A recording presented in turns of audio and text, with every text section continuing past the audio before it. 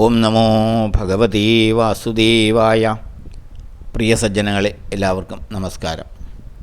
സത്സംഗവേദിയിൽ നമ്മൾ ശ്രീമദ് ഭഗവത്ഗീതയിലെ 9-ാം അധ്യായമായ രാജയോഗത്തിലെ 17 ശ്ലോകങ്ങളാണ് പൂർത്തിയാക്കിയത്.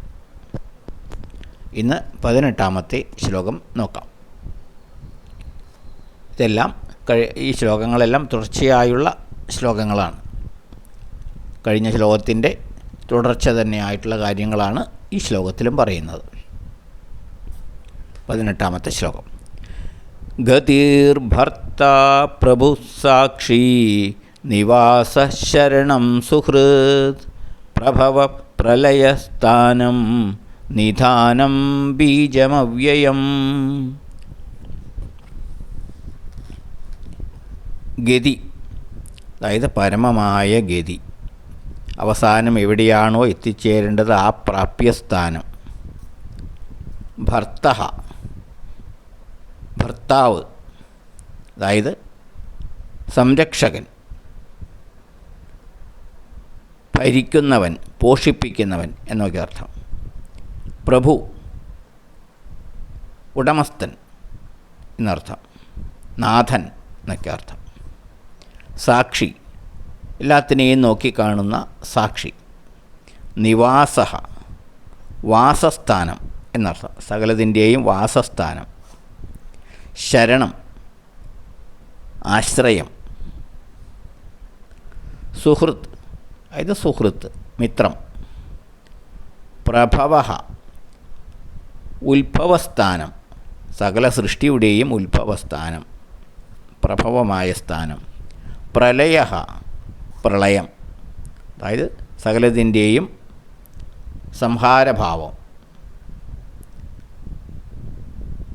സ്ഥാനം എന്നുവെച്ചാൽ സ്ഥിതി, നിലനിൽപ്പ്. നിധാനം, അടിസ്ഥാനം, എല്ലാത്തിൻ്റെയും അടിസ്ഥാനമായത്.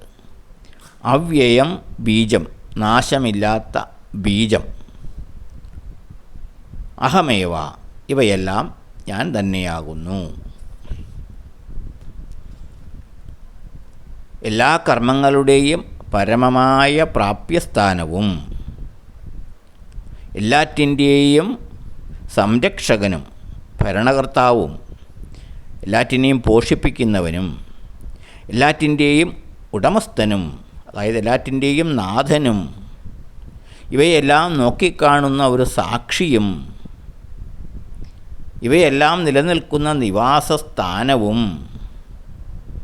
എല്ലാറ്റിനും ആശ്രയവും, എല്ലാറ്റിനും മിത്രവും, അതായത് സുഹൃത്തും, എല്ലാറ്റിൻ്റെയും ഉത്ഭവസ്ഥാനവും, അതായത് സകല സൃഷ്ടിജാലങ്ങളുടെയും പ്രഭവസ്ഥാനവും, എല്ലാറ്റിനെയും സംഹരിക്കുന്ന പ്രളയവും, എല്ലാറ്റിനെയും നിലനിർത്തുന്ന സ്ഥിതിയും, എല്ലാത്തിനും അടിസ്ഥാനമായ ആ നിധാനം എന്ന് പറയുന്ന ഭാവവും, ഒരിക്കലും നാശമില്ലാത്തതായ ആത്മബീജവും, ഇതെല്ലാം ഞാൻ തന്നെയാകുന്നു. കഴിഞ്ഞ ശ്ലോകത്തിൽ പറഞ്ഞതിൻ്റെ തുടർച്ചയായി വീണ്ടും വിവരിച്ച് പറയുകയാണ്. താൻ എന്തൊക്കെയാണ് എന്നുള്ളത് ഭഗവാൻ പറയുകയാണ്. എല്ലാറ്റിൻ്റെയും പ്രാപ്യസ്ഥാനം അഥവാ ലക്ഷ്യം, അത് ഞാനാകുന്നു. എല്ലാ കർമ്മഫലങ്ങളും ഞാനാകുന്നു. സകലതിൻ്റെയും ഭരണകർത്താവും ഉടമസ്ഥനും ഞാനാകുന്നു. സകലതിൻ്റെയും സാക്ഷിയും വാസസ്ഥാനവും ഞാനാകുന്നു. സകലതും എന്നിൽ വസിക്കുന്നു. ഈ പ്രപഞ്ചം മുഴുവനും എന്നിൽ വസിക്കുന്നു. സകലത്തിലും ഞാനും വസിക്കുന്നു.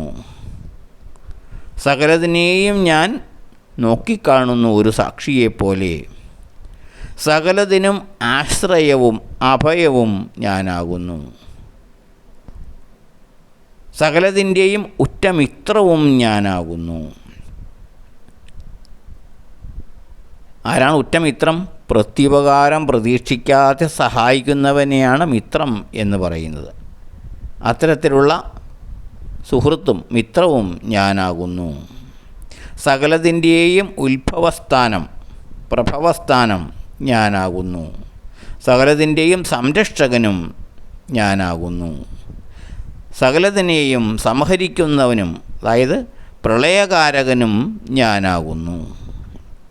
അതായത് സൃഷ്ടി, സ്ഥിതി, സംഹാരം ഇവയെല്ലാറ്റിനും കാരണഭൂതൻ ഞാനാകുന്നു. എല്ലാറ്റിൻ്റെയും അടിസ്ഥാനവും സകല സൃഷ്ടിയുടെയും ശാശ്വതമായ ബീജവും ഞാനാകുന്നു. അതായത് ഓരോ ജീവാത്മാവും ഉദയം കൊള്ളുന്നത് എന്നിൽ നിന്നാണ്. അപ്പം അതിൻ്റെ എല്ലാം ബീജവും ഞാനാകുന്നു.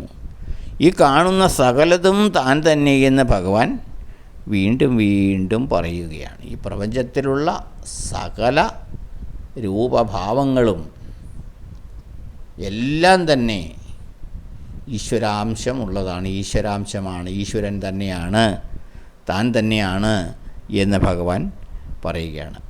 ഈശ്വര സർവഭൂതാനാം, സകല ഭൂതങ്ങളിലും സകല ജീവജാലങ്ങളിലും വർത്തിക്കുന്നത് ഭഗവാൻ തന്നെയാണ്.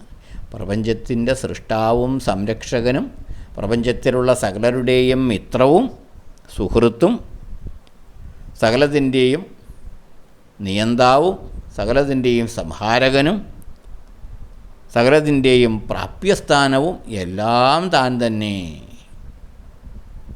ഇത് ആണ് ഭഗവാൻ വീണ്ടും വീണ്ടും ഈ ശ്ലോകങ്ങളിലൂടെ പറഞ്ഞുകൊണ്ടിരിക്കുന്നത്. അതായത് ഈശ്വരനല്ലാതെ ഈ പ്രപഞ്ചത്തിൽ യാതൊന്നുമില്ല. ഈശ്വരൻ്റെ വിവിധ ഭാവങ്ങളാണ് ഈ കാണുന്നതും കേൾക്കുന്നതുമെല്ലാം. അത് വീണ്ടും വീണ്ടും ഭഗവാൻ പറഞ്ഞുകൊണ്ടിരിക്കുകയാണ്. അടുത്ത ശ്ലോകം നമുക്ക് അടുത്ത ദിവസം നോക്കാം. എല്ലാവർക്കും നന്ദി, നമസ്കാരം. ഓം നമോ ഭഗവതേ വാസുദേവായ.